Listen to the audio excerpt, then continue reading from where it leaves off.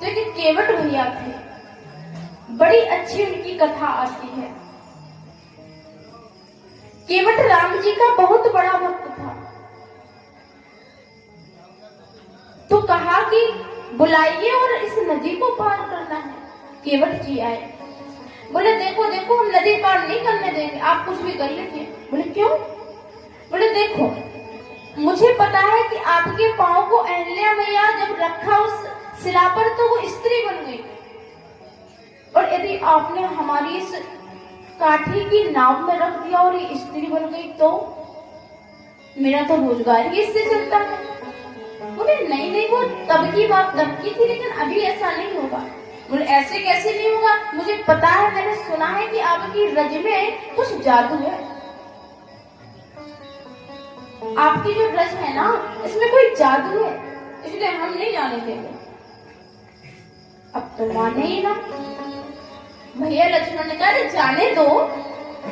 बोले ऐसा है कि आप तो चुप ही रहो, जब हम दोनों की सरकार से बात चल रही है तो आप मत बोलो। लक्ष्मण भैया बोले बड़ा टेढ़ा है ये तो, किसी का सुनता ही नहीं है। बोले तो उपाय बताइए, कुछ उपाय होगा इसका? इसका कोई उपाय भी नहीं है। बोले हाँ उपाय तो है। क्या है? ऐसा करो कि अपने जो पांव है ना वो धुलवा लीजिए, वो धुल देंगे फिर वो रज निकल जाएगी, फिर कुछ नहीं होगा। बोले अच्छा ठीक है धुल दीजिए। अब इतने रुच रुच के उन पांव को धो रहे हैं कि बड़ा समय लगा। चलो एक बार धुले, अब एक पांव को धुलकर नीचे रखने वाले तो अरे सरकार रुको रुको, आपने अभी इसे पृथ्वी पर रख दोगे फिर से रज लग जाएगी और हमें फिर से धुलना पड़ेगा। ऐसा करो आप मेरी जगह पर अपना पांव रख दीजिए।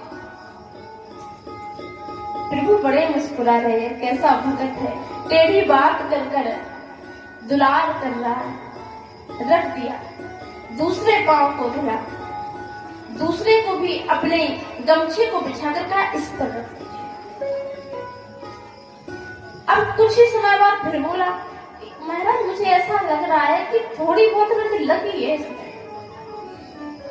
अब कहां से लगी? गमछे पे रखा था, अब कैसे लग जाएगी? अरे प्रभु आप नहीं जानते, हमारे गमछे में पहले से रज लगी थी, मिट्टी लगी थी इसमें, फिर से धुलवा लीजिए। अरे बड़ा नौटंकी करता है। लक्ष्मण भैया बोले फिर से धुले जाए, बस एक बार प्रभु एक बार बस, फिर नहीं धुलूंगा। कहा ठीक है, फिर से धुला। अब फिर से धुल के बोला कि ऐसा करते हैं जो पानी बचा है ना धुलने का वो अपने गांव वालों को पिला के आते हैं, वरना पता है सब हमसे लड़ेंगे कि आपने खुद पी लिया, अपने परिवार वालों को पिला दिया, गांव की बारी आई तो तुमने पिलाया ही नहीं। आपका जो रज का पानी हम सबको पिला के आएंगे, वरना हमें सब गांव में रहने नहीं देंगे। बड़े खतरनाक है प्रभु, हम तो आपके दास है, हम बड़े अच्छे हैं, लेकिन गांव वाले अच्छे नहीं है। अच्छा चल तू जा पिला के आ। लक्ष्मण भैया बोले नहीं नहीं तू नहीं जाएगा, कहीं नहीं जाएगा, अभी 4 घंटे से धुल रहा है, अब गांव में ना जाकर तू एक दिन ही लगा देगा, फिर पार कब करेंगे नदी? फिर श्री राम जी की तरफ देखा, जाने दो ना सरकार। राम जी ने अपने नेत्रों से कहा हाँ जाइए। आज केवट अपने गांव में गया है, चिल्ला चिल्ला कर कह रहा है आइए और इस अमृत को लीजिए। सोचिए कैसा भक्त है। हम क्या चाहते हैं? हम सेवा करते हैं तो केवल हमारा उद्धार हो और हम किसी का कुछ नहीं जानते। पर एक ऐसा भक्त इस स्वयं कह रहा है मेरा उद्धार भी हो, मेरे परिवार का उद्धार भी हो और गांव वासियों का भी उद्धार हो जाए। पूरे गांव का उद्धार करने पे तुला है।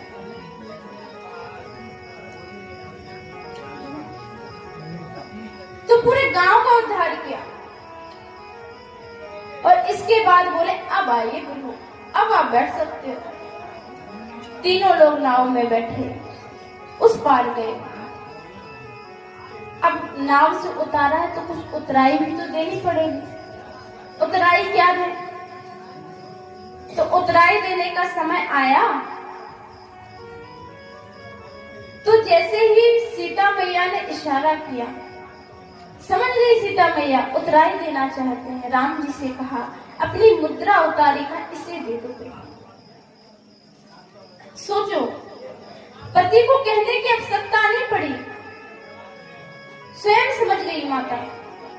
प्रभु कुछ चाहते हैं, भाव कहा ना कि जब विदा की तो कहा कि अपने पति के भाव को समझना। इधर सीता मैया ने अपने पति के भाव को समझा और मुद्रा उतार के दी। और जैसे ही राम जी को दिया, राम जी ने मना कर दिया, नहीं सीते, हम आपकी मुद्रा कैसे दे सकते हैं? यदि आप स्वयं देना चाहो तो अलग बात है, लेकिन हम नहीं देंगे। और आज के समय में जो शराब पीने वाले लोग होते हैं, वो घर की जेवर पूरे बेच देते हैं। उन्हें शर्म नहीं आती कि हम अपने पति, हमारा क्या हक है उसके गहनों पर, उसकी चीजों पर, उस पर हक है।